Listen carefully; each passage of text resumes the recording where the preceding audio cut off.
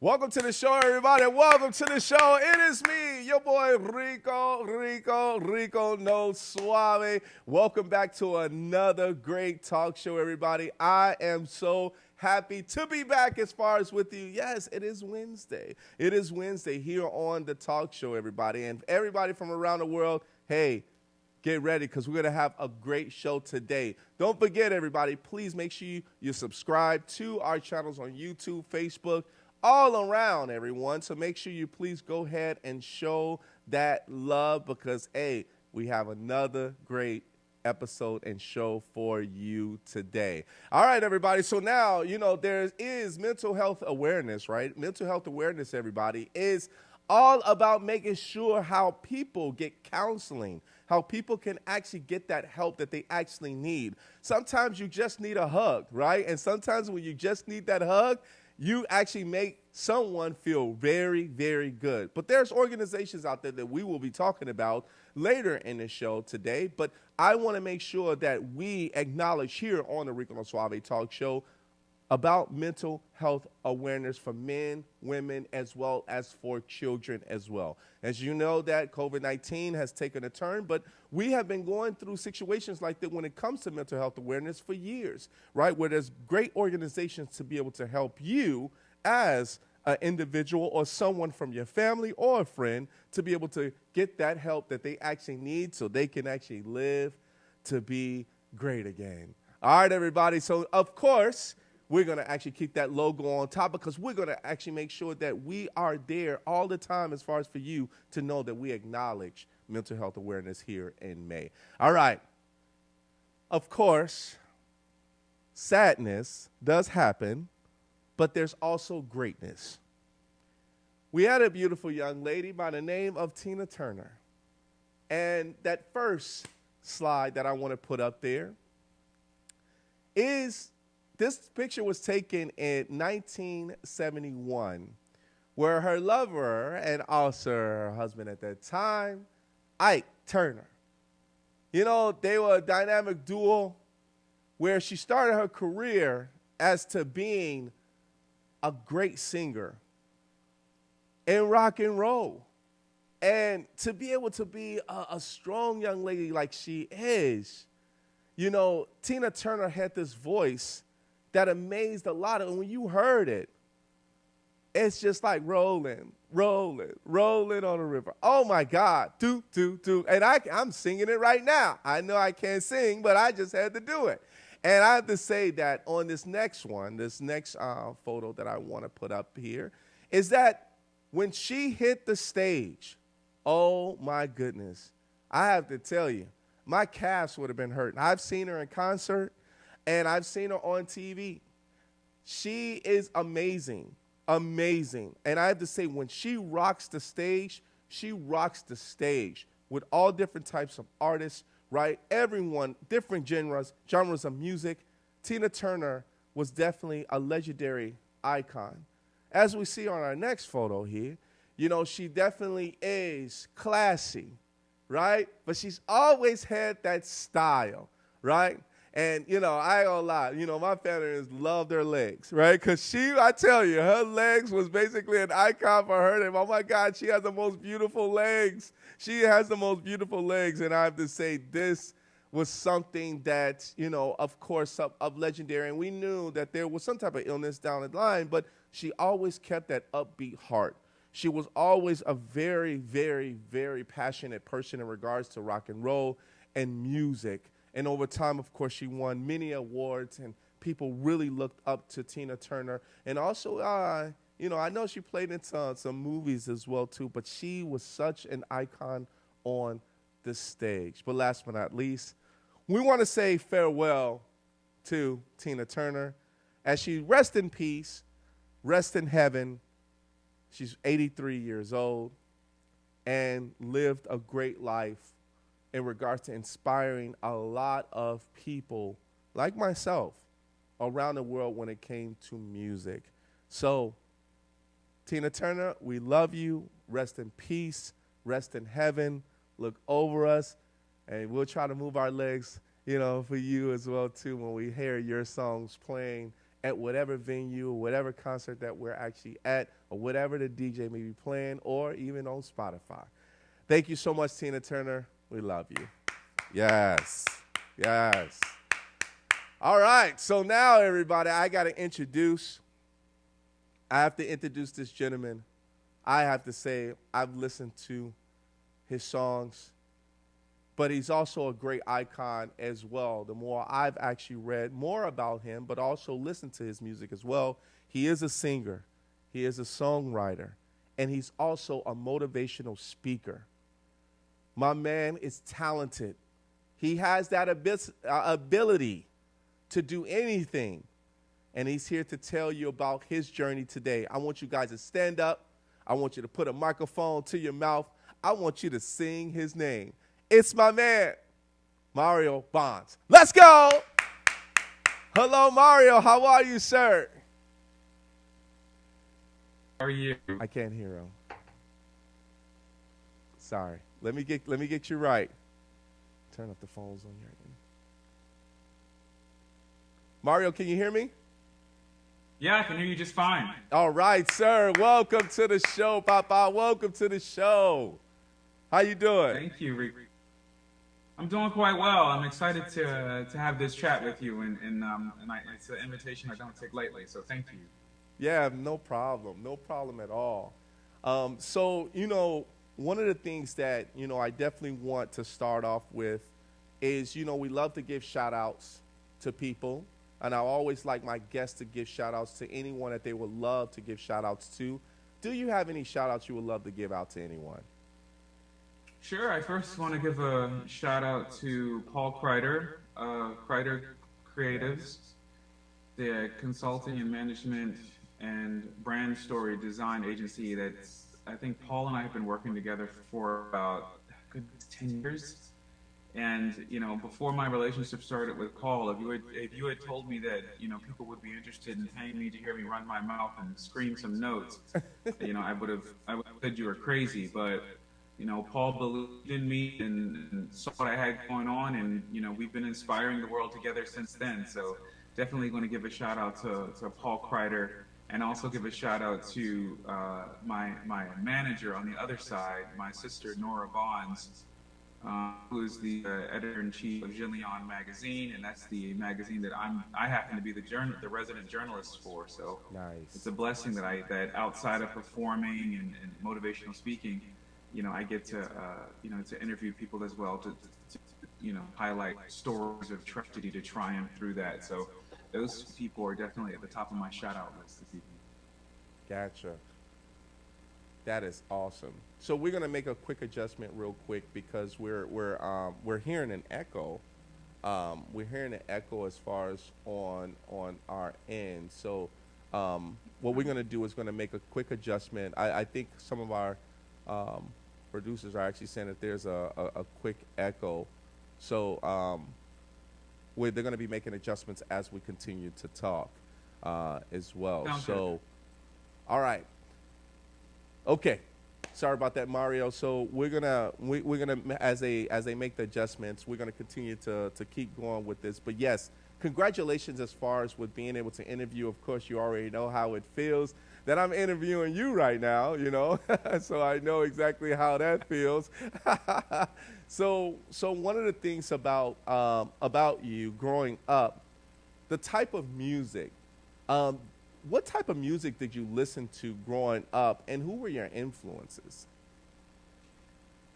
Well, it's interesting. My musical influences are what I get teased about today, in the sense that when I sing, I'm told I'm a cross-up between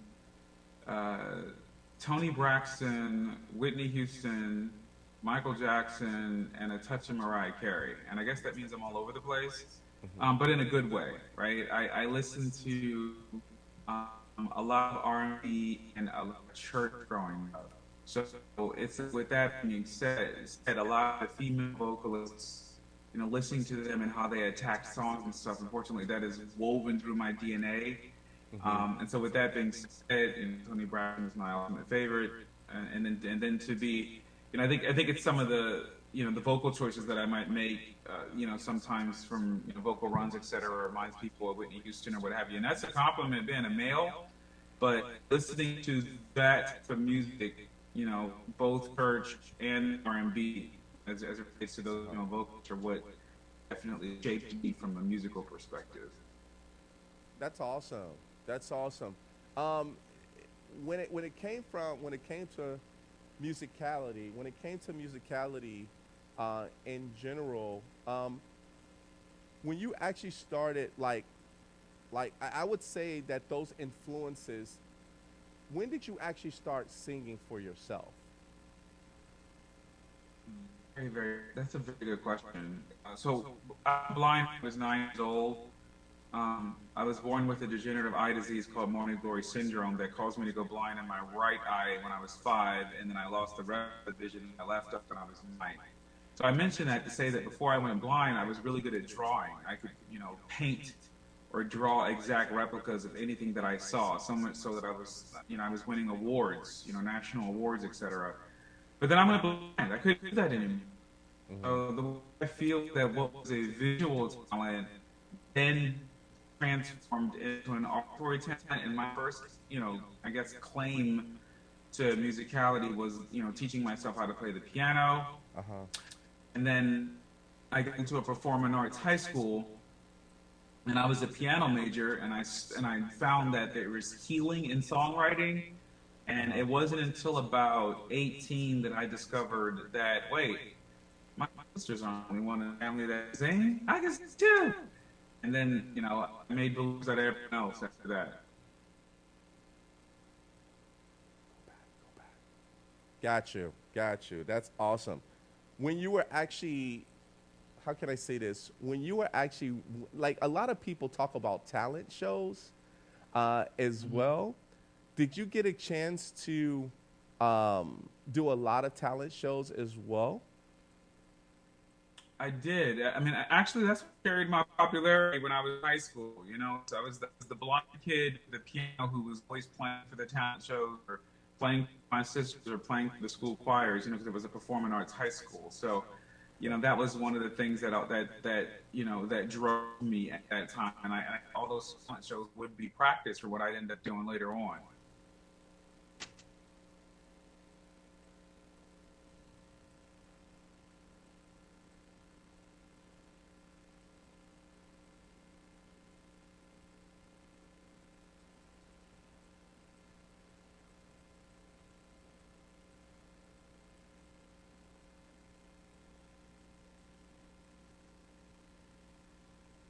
Dell, is you?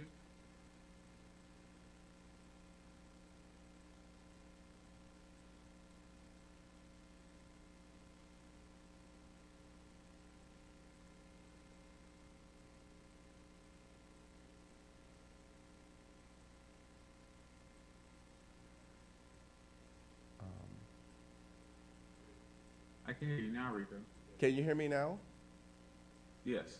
Okay. Sorry about that. Yeah, we're having a little bit of technical difficulties as far as with our audio all of a sudden.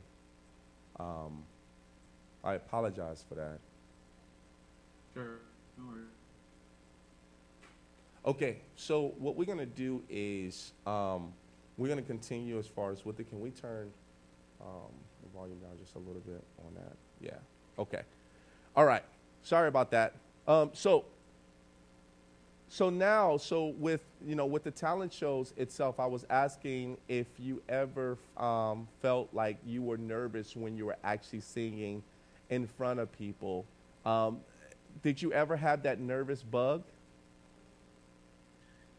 It's a strange thing. I always have the nervous bug. And I believe that the day that I don't have the nervous bug, it would be a problem. So, Yeah. the difference is the nervous bug is always there at the beginning, but then once I start, that's when I'm in my element, and I feel like performing is the difference between living and existing for me, right? Because I'm so musical that I'm a performer through and through, and I don't think that there's any greater purpose than being someone else's escapism, especially if I'm singing inspirational music.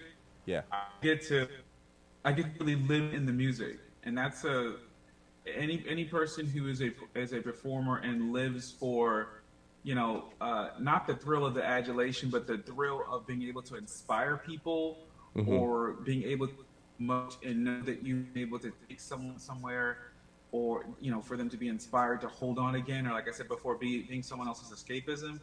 I find massive purpose in being able to perform.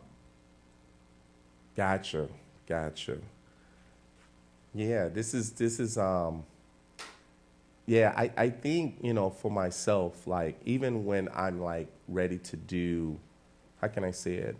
When I actually is ready to do like an event, I always get nervous myself in some cases. And when I finally, like, I tend to, and I had like plenty of conversations with people about how do you prepare for an event.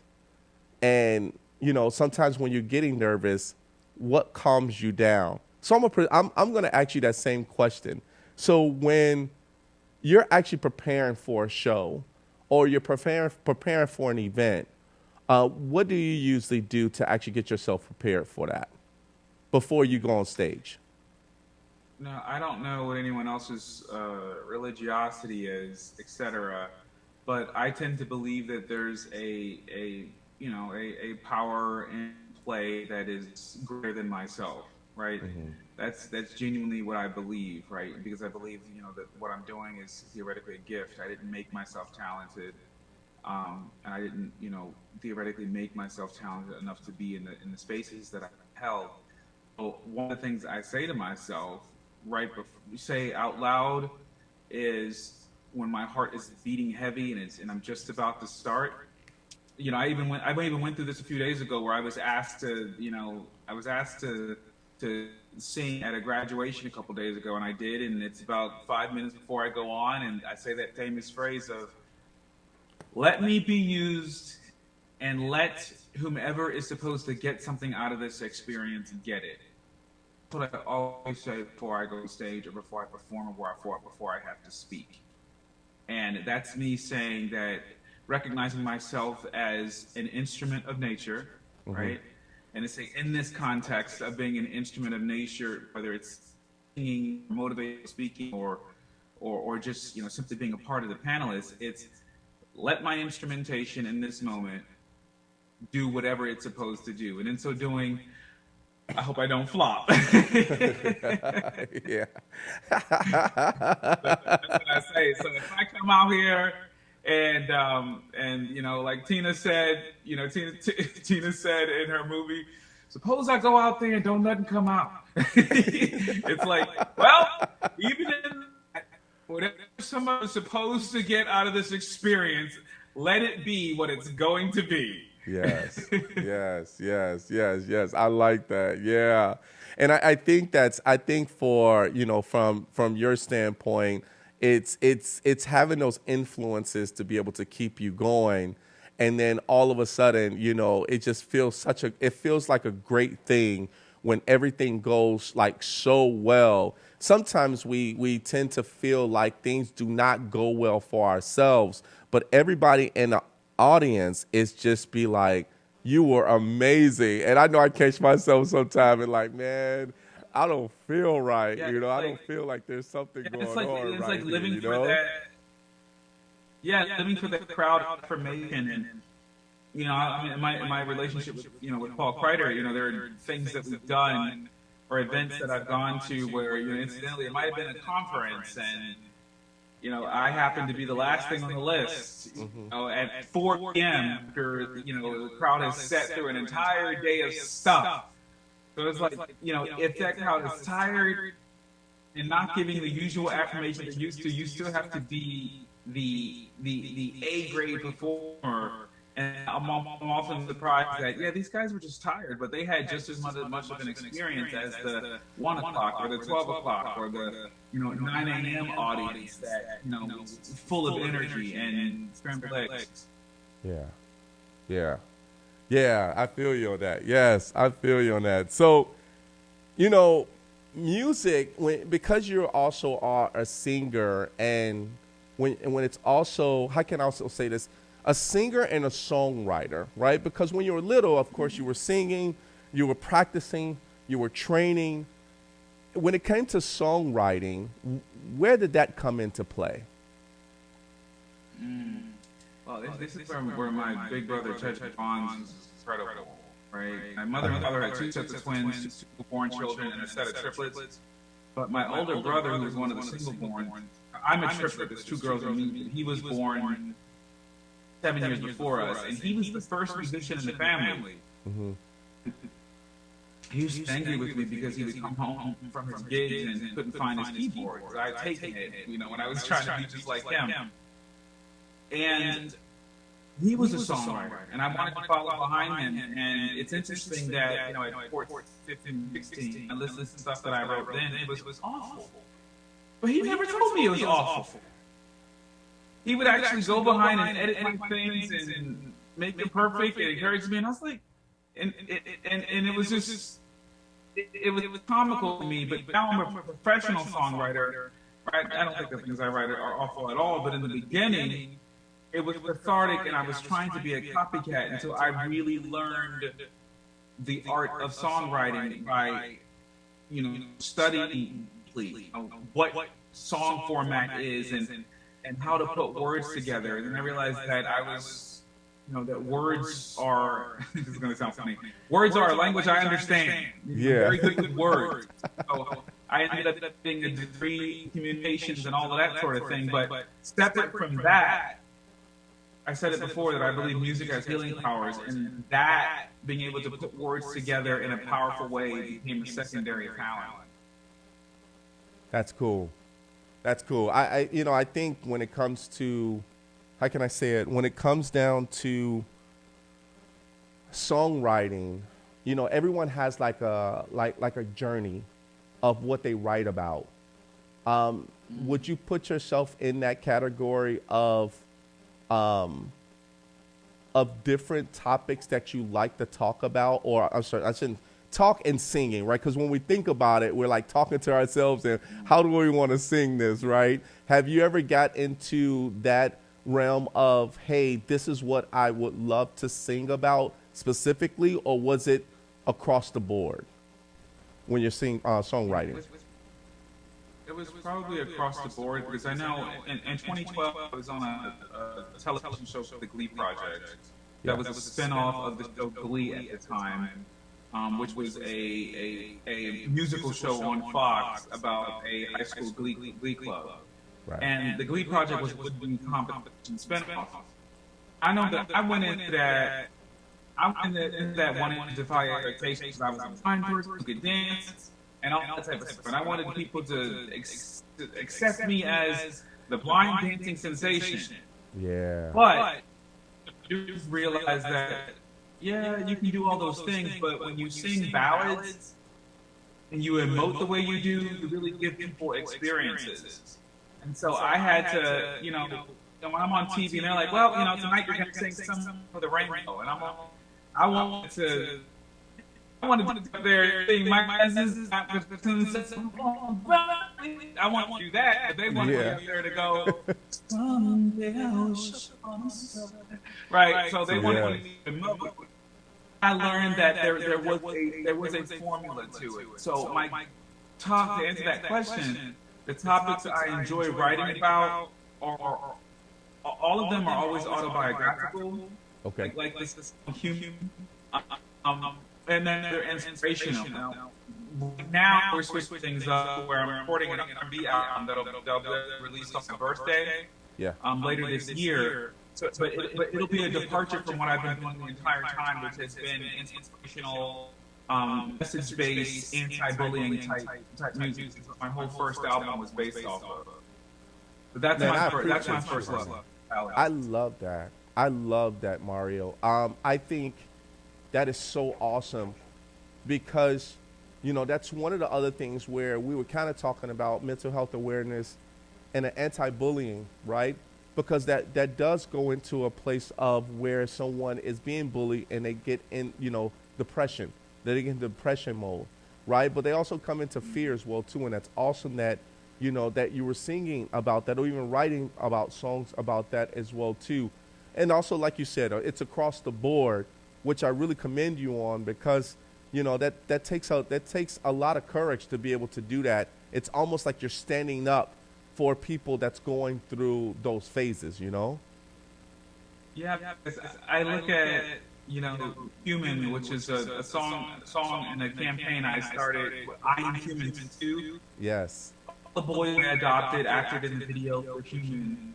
And it's interesting because I sit here and I'm tickled by the fact that, I'm a chocolate brown man, I'm totally blind.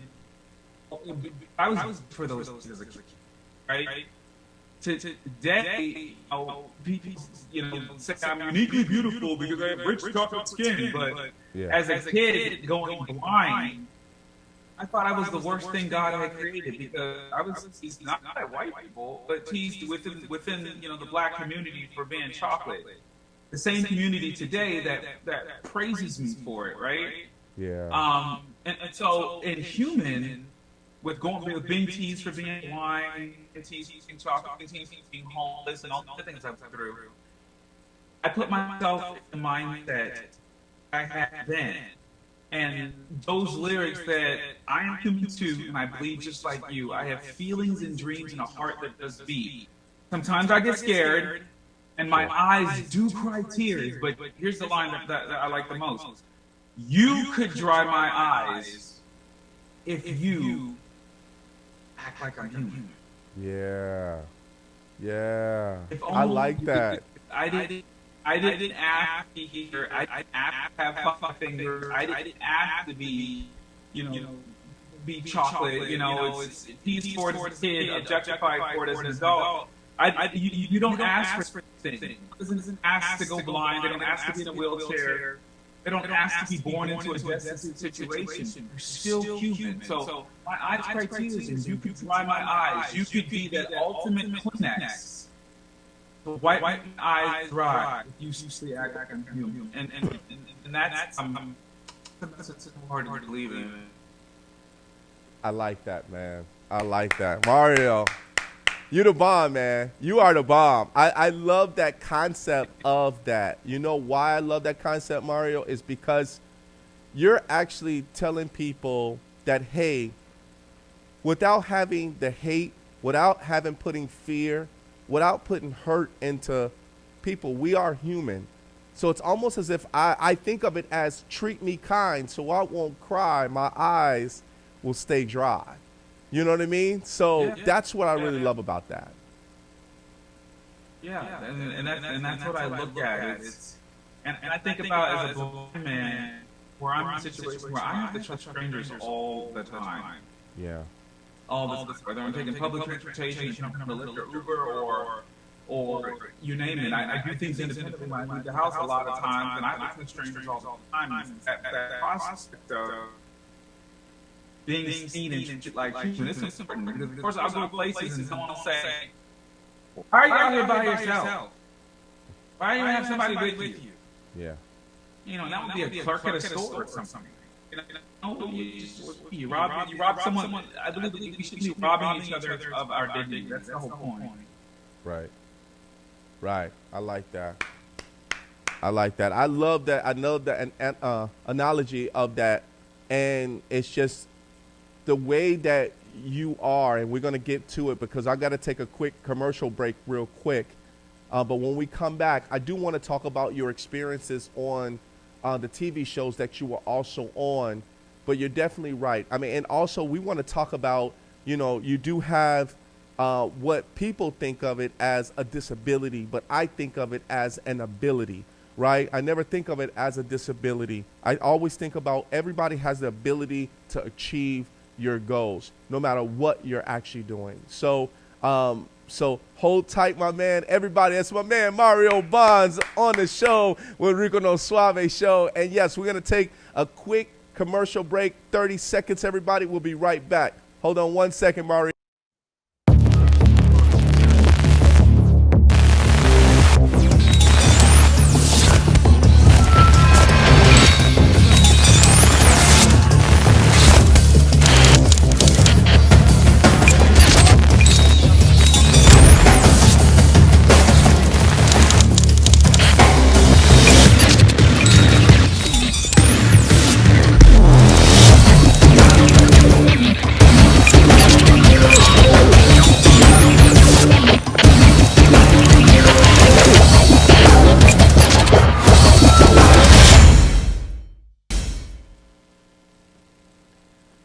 All right, welcome back. We have my man Mario Bonds on the show with us. I hope you guys are enjoying yourself as far as with me and my man Mario actually having a great chat in regards to, everything when it comes to being human, right? But also having that ability to be able to be a songwriter, to be able to be a singer.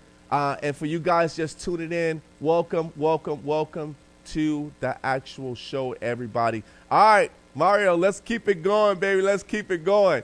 You know, you kind of talked a little bit about the Glee project.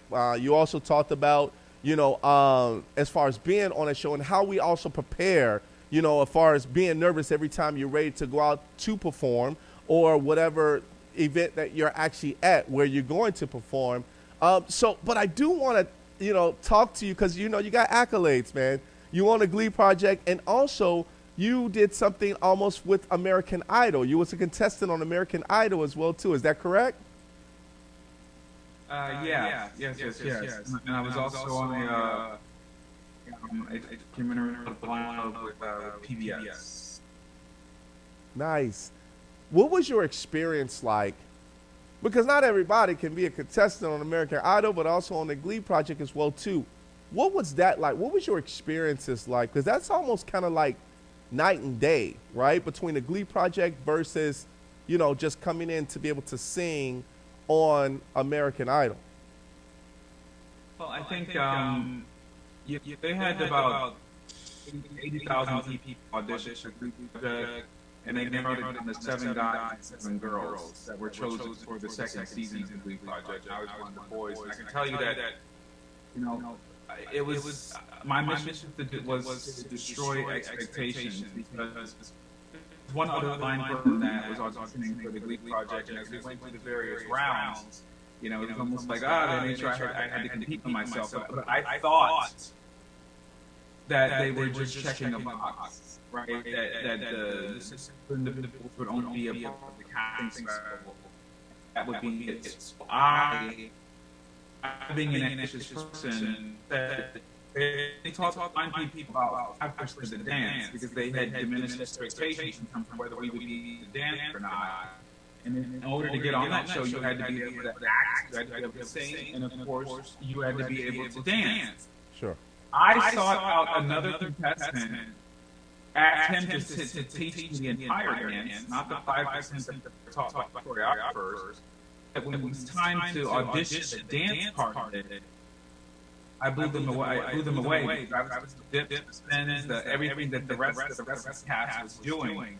And so that's the mantra that I carried into that show, right? To put it all out there. And for me, it's been 10 years. I'll never forget what it was like, being, 24 years old, waking up every day. Because people knew I could dance when I went on the show, and they would hire a separate choreographer that would teach me to dance. And as a totally blind guy, I would get to dance for the rest of the castmates, because I was determined to work that hard. So again, to get back to my point, I would wake up and I'm totally blind on the set. They would show, and I'm, in a corner by myself, over dance steps. Yeah. Rehearsing dance steps as a blind entertainer. Yeah.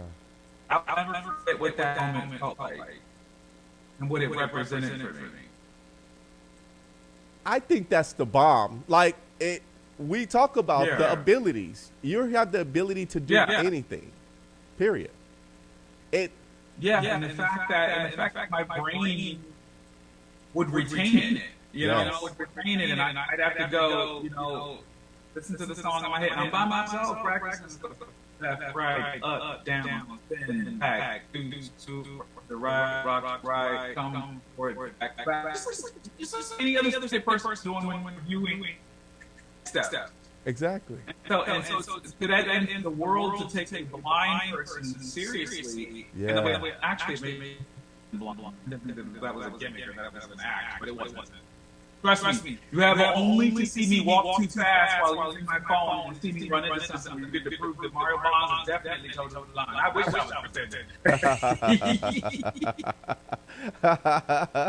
had the facial injuries to prove it. Yeah, but I'm telling you, when it comes to dancing and you busting a move, Mario, that's the good feeling about knowing how to keep your brain going, right? Because you're right. Everything is a routine. And, I teach dance as well. But when it comes down to like a routine or choreograph, it keeps your brain accurate. It keeps your blood flowing. And I think that's why you actually did and showed them, hey, I can do this too. And that's awesome. What season was that you were on the Glee project for that? The second season. The second season? And so for okay. me, the second season, for me, singing in my peers, I went back to dance, and there's a group called Pretty Big Movement, who did very well on America's Got Talent, and they continue to do well. They work for Beyonce or things. But the point is, Big Movement is a crew of plus women that kill it, the dance floor. Yeah. So in my third single release from the album, it's a song called "In Love." And again, I told you all my music is the song "In Love," the dance track that spoke against bullying as it relates to body shaming. Yeah. So I was on screen with a troop of plus size women that taught me their dance routine, and we were just killing it. Now, of course, these were a little different compared to how they were on Glee Project. But these don't fail me now. Right. They work out.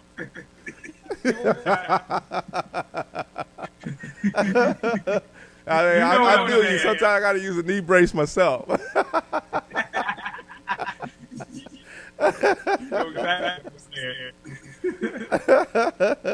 That's awesome, man. That is so cool. I really love the way you actually have your journey, man. Your journey is so amazing when it comes to, what you've done, and also it's about proving the point. And that's what we do as when we're trying to sell ourselves in interviews, and we try to prove ourselves to say, yes, I am knowledgeable in this. I know how to do this as well too. But then when people see that there's someone that may have some type of a disability, they don't look at the ability part, but they really tone in. And then when you prove to them, oh, they are a believer. And I'm so glad that you did what you did, my man Mario. I'm so glad you did it that way. So that is awesome. And then with the purpose, you did it with the purpose. That was even better, right?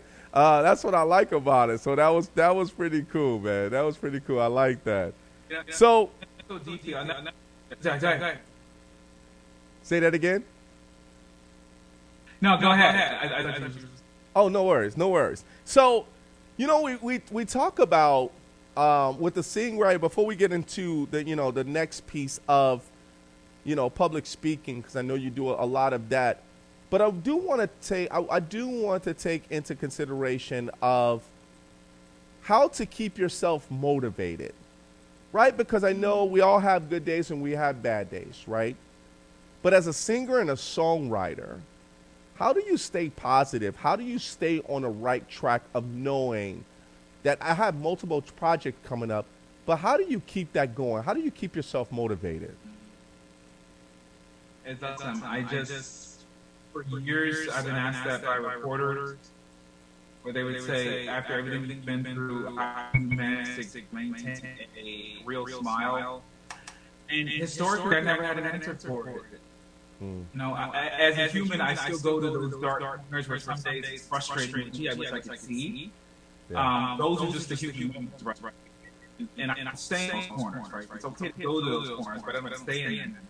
And so, to that point, in recent years, I realized that for us, like you and me, who've been, given the gift, be a gift to someone else.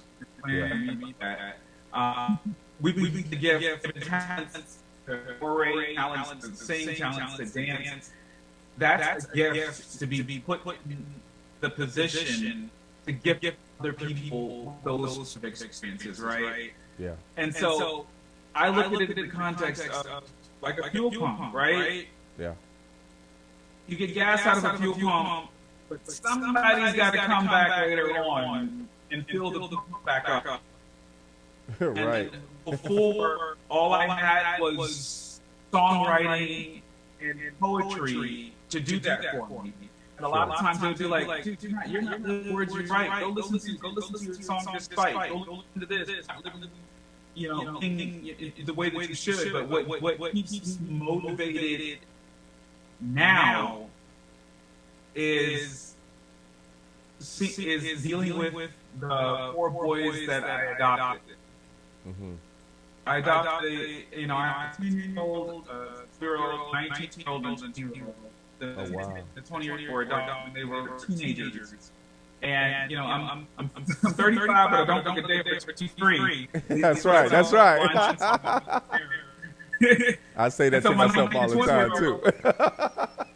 My 19 and 20-year-old, they think I'm their friend. It's like, I'm not quite. Honestly, they have special needs, and I feel like a lot of the things I went through prepared me for what I'm living now. Yeah. And so, wanting to be a constant representation that adverse circumstances don't have to give you an adverse life, that keeps me motivated to keep doing what I'm doing.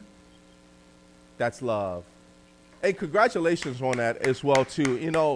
It's to be able to adopt that many kids, is a gift that keeps on giving. It's an absolute gift. It's an absolute gift. Every gray hair on my head is in one. What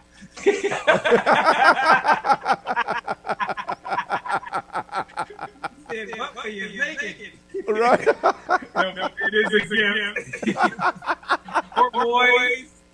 For adopt boys. It's a beautiful story. That is cool, man. That's crazy.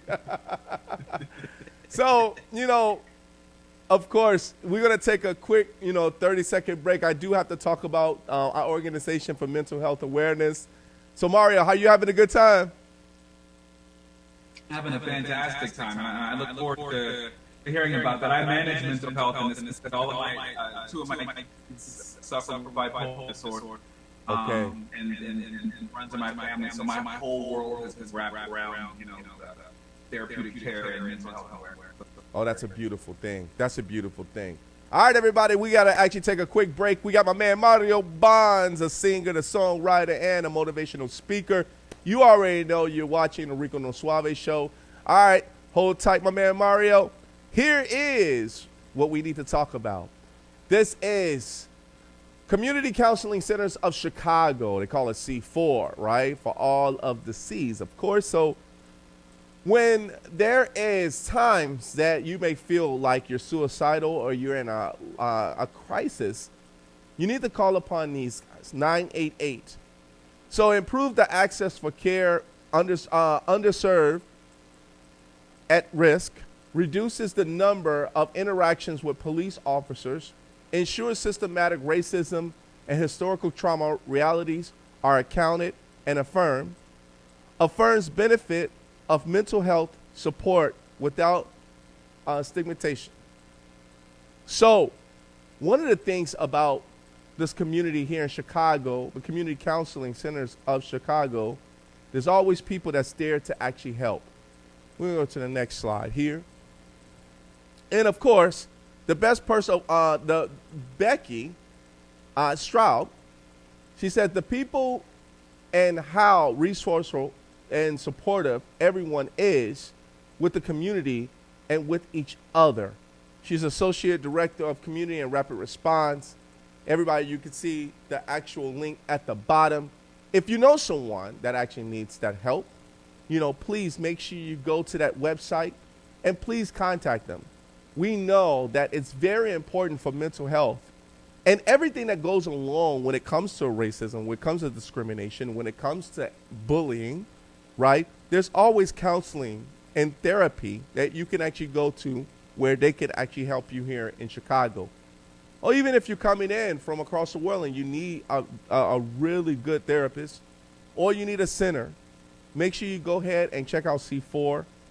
They are awesome, and you guys will definitely love as far as the care that they will actually have for you. So this is May, Mental Health Awareness Month, and this is the organization that you guys should definitely look at. All right, let's get back to Mario. All right, Mario, we back, baby. We back. Let's go. All right. Yeah, I'm so thankful that 988 exists. Yeah, Yes. That's fantastic. That is awesome, yes. And I'm so glad as well, too, because, people do need to call within 24 hours. Whatever happens, there they're always available, which I really love about this. And mental health awareness, man, there's so many things that's been happening, even especially for our youth. Our youth is going through it like crazy now. And there's really that guidance that's not really there anymore, but they need someone to be able to look at or look for to be able to help them in regards to decisions that they're actually making. So this mental health awareness is definitely something real. My 19-year-old said something to me interesting a few weeks ago that really changed my perspective, because I have always been that effective dad that was there to manage symptoms related to bipolar disorder, or being able to work with him on it or kind of deal with it, whether it is challenging him to make sure he takes his medicine, challenging him to make sure he goes to therapy, getting him to use coping skills, redirection, etc. But one day, I guess he was in the most vulnerable state of himself, and he said to me, "Dad, it's exhausting being me." And that stopped me in my tracks for the reasons that I'm saying. Because again, I had always focused on just managing the symptoms and day to day, just think through this what he has contended with from a mental health perspective. Yeah. But I never stopped to think that, wow, it's gotta be exhausting. It's gotta be tiring, exhausting to every time you turn around, it's things may be upside down, and you have to be calm down. You are calm. You're like, gee, why did I do all these things? I had a new found appreciation for his state, and had been a person who loved so much, was always, again, like I said, managing and supporting. But I had to step back and live in his version of humanity to say, wow, yeah, that's got to be exhausting. Gotta be. Yeah, it is. I mean, it's just, it takes a lot out of you, because there's just so many things that, when you're passionate about, let's just say you're passionate about life in general, right? And you're just passionate about people. You're passionate about yourself, where you just feel exhausted sometimes. And it can just be exhausting just by having so much negativity thrown at you, where you're not really a problem solver, but you're trying to find a way to solve your own issues, right? Without, trying to think of burdening other people. I have friends that actually goes through that as well. And, it does get hard sometimes. And, it's just good. His difficulties, you look at him, you get up at the point about trying to solve the issues. Yeah. I think sometimes because of mental health issues, sometimes it's issues that are birthed by him. Right. Right? Those are issues that may not necessarily be real, but they're real in his world. So you're trying, you've created both problem and your searching for solution, and that spiral itself can be very exhausting, because again, you get bipolar disorder and the inconsistency and emotions associated to it. My heart just went out to him, and I was like, I've been doing this with him for 8 years, but my heart was just really out because I never stopped. Wow, it's got to be exhausting. So no, thank you for what you do. It's really important, Rico. Awesome, thank you. Yeah, yes. I think the more we try to save, the youth or just humans in general, any good deed, matters, and it feels good, because you can be able to wake up and say, hey, I at least tried to help, or I at least relieve some of the pain of what someone is actually going through, right? Which is good. So I really love this, which goes into our next point. We got a few more minutes, Mario. Motivation, be a motivational speaker. Where did that come from? I know you're being a singer and being a songwriter, and then, you got into motivational speaking. So it's like you're doing it all, but you're kind of like singing to the audience and then you're talking to them afterwards. So where did the motivational speaking come into play?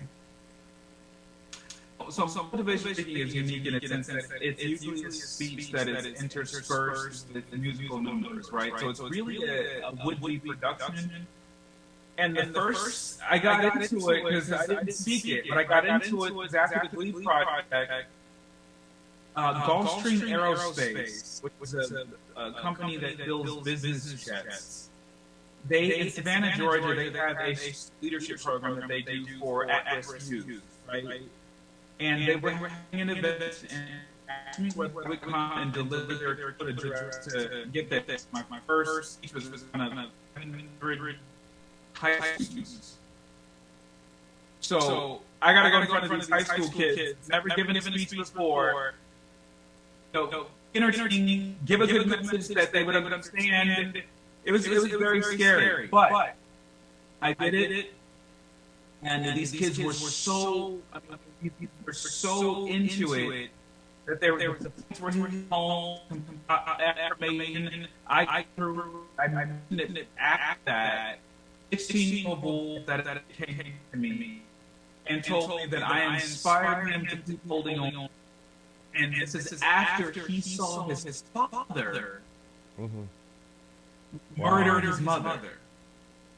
Now, for me, I was humbled by that. I just talked about overcoming abuse, abandonment, homelessness, going blind, and a few other things, right? I couldn't imagine what he went through. But again, in that moment, if, like you just said, if I alleviated the pain somewhat, hearing my story, no matter how much mundane I thought my story was in comparison to his horror story, and encouraged him to hold on, that's when I knew that's supposed to be a motivational speaker. I use the word motivator because it's a combination of both orating and music. So that was thrust upon me from the early days. It was cemented in confirmation that 16-year-old boy. Wow. Wow. It takes a lot for certain people to get motivated to be able to become a motivational speaker. But then also it takes just that one time of saying, I want to continue to motivate people throughout my life. Because what you're doing, Mario, is actually you're building a legacy. And what happens is that when you're building your legacy of words of poetry through singing, songwriting, and then you're talking about something totally different and unique that people are probably not aware of. Because what happens is that people would think that, hey, Mario is a singer and he's a songwriter. But they never knew that, never knew the other side, that you're also a motivational speaker, because those are totally two separate entities, right? They're two separate instances. And when you finally get to actually doing those, because I don't know, like for me, I don't tell everyone as far as what I do, right? But what I will do is I let them learn more about me over time. Meaning that they might know that, yeah, Rico is a talk show host, but they never know that I'm a salsa instructor unless they see me on the dance floor doing my thing. So yeah. I think for you, that's a motivational speaker. I love the way that you separate those. I love the way that you put that together. Yeah, thank you. You're welcome. You're welcome. So we're down to my last 2 minutes, my man. I do have to honor you with a shirt. I do have a shirt for you. And I want the whole world to know that I'm giving you this shirt, as people will see this as my witness, that I'm going to give you a shirt. I'm gifting you, Mario, with a Rico No Suave show shirt. And the reason why I do this is because we call people like yourselves gems of the world.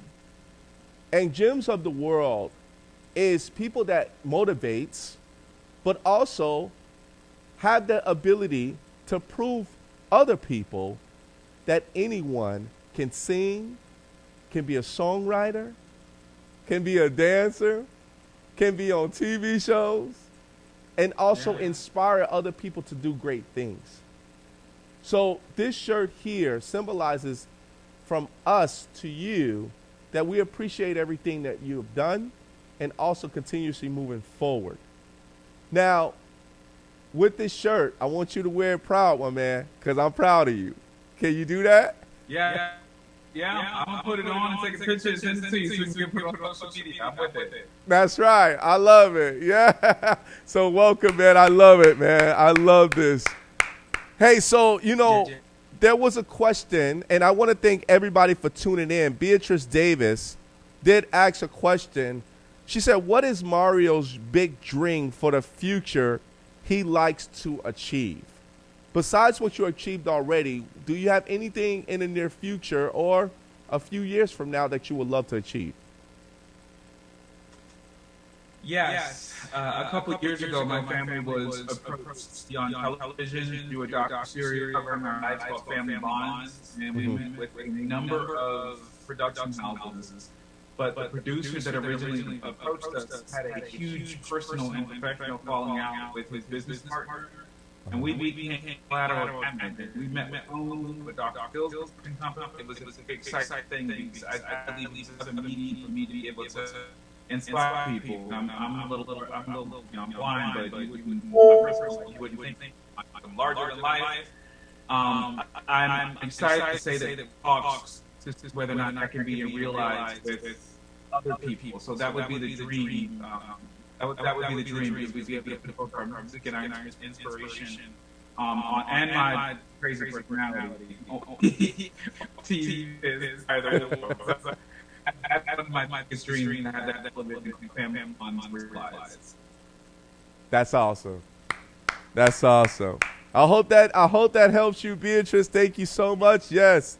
I mean, everybody's just want to know what that dream was. John T. for free said, yeah. I said, yeah, they want to know what that dream was. And yes, as you can hear it right now, that's Mario Bonds. He just told you what his dream is. Diggs, BTW7, thank you so much. Thank you so much for checking in with us as well, too. And everybody else that checked in with us, thank you guys so much. We appreciate you. And also my man Mario Bonds. Mario Bonds, I got to put up the social media. So I'm going to put up the social media for everybody to be able to follow you, because I want everybody to know where you're at. So it's Instagram. It's at Mario_Bonds. That's what we have for you for Instagram. So make sure you guys go ahead and follow him there. And then we have the next one, which is YouTube. Yeah, make sure you subscribe to his channel, everybody. It's Mario Bonds. That's all you got to do is just type that in, and then Mario Bonds will pop up. Make sure you subscribe, baby. Make sure you subscribe. All right, here's the last one. We do have him on Facebook. All right, everybody, don't be spamming my man. It's Mario Bonds. Don't spam him. Just say, hey, we don't know if he's going to accept you. Make sure you say, oh, I saw you on the Rico No Suave show. Then I think he might accept you then. I had also excuse shirtless photos on Facebook. I also fitness enthusiast, so I do a lot of this trick. So be alarmed. I'm still a motivational speaker.